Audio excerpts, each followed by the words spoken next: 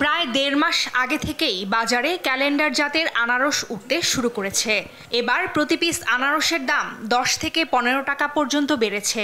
বাড়তি দাম পেতে হরমোন ও কেমিক্যাল ব্যবহার করে প্রায় ২ মাস আগেই পাকানো হচ্ছে আনারস।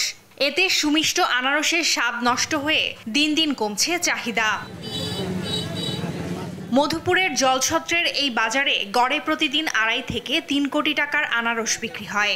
দেশের বিভিন্ন জায়গা থেকে পাইকাররা আসেন এই হাটে। বাজারটি সংস্কারের দাবি ইজারাদারদের।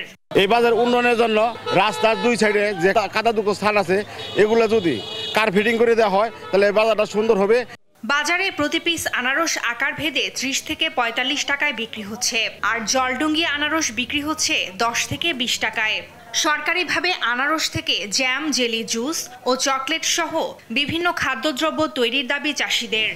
১০ টাকা খরচ বেড়ে জায়গা ১৫-২০ টাকা করে বেচন আগে। সরকার যদি একটু উদ্যোগ নিত পাহাড়ি দেশে, মনে করেন যে কৃষকের একটু উদ্যোগ করতে হলে এটা আরো ফলন ভালো করুন যেত, চাহিদাটাও লাভবান হইতাম আরো বেশি।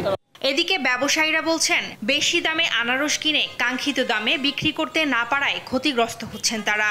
কিন্তু যারা মেডিসিন আমরা পাকাইছি ওরা আমাদের মৌমাছি পহেরা, যদি মেডিসিন না দেয় মৌমাছি অন্ধকার মানে দেবে। এই আনারস সব আপনি ৩ মাস পরে, বর্তমানে ওরা তার আগে ১ মাস আগে টাইনে নিয়ে আসে। সার মেডিসিন বেশি দেওয়ার কারণে আপনার ১,০০০ আনারসের মধ্যে যাই দেখি আমার ২০০ আনারস নাই। জিআই পণ্য মধুপুরের আনারস টিকিয়ে রাখতে যৌথভাবে কাজ করতে হবে বলছেন বিশেষজ্ঞরা।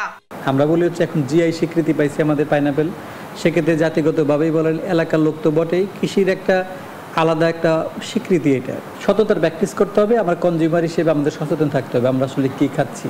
এদিকে জেলা কৃষি কর্মকর্তা বলছেন, মাত্রাতিরিক্ত হরমোন ও কেমিক্যাল ব্যবহারের বিষয়টি নজরদারি করছে কৃষি বিভাগ।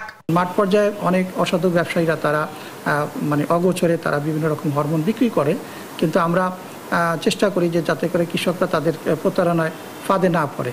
চলতি মৌসুমে মধুপুরের আনারস থেকে ২০০ কোটি টাকার ওপরে বাণিজ্য হবে বলছেন চাষি ও ব্যবসায়ীরা। ফারজানা আফরোজ টুম্পা, নিউজ ডেস্ক, দেশ টিভি।